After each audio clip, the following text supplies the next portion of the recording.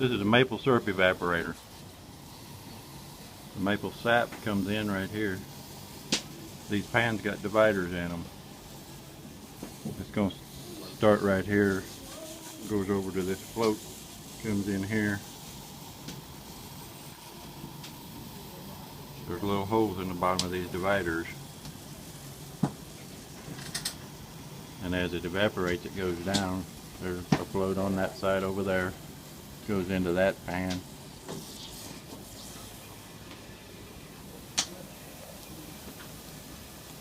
From that pan, it goes into this pan. Comes down here.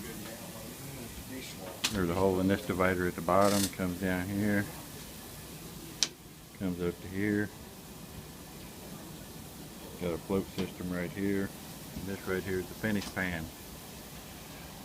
When your syrup's ready, you just pull this plug right here and it goes down into your pan.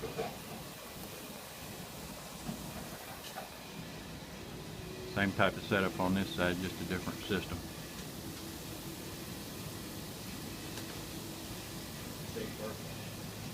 Big Bertha.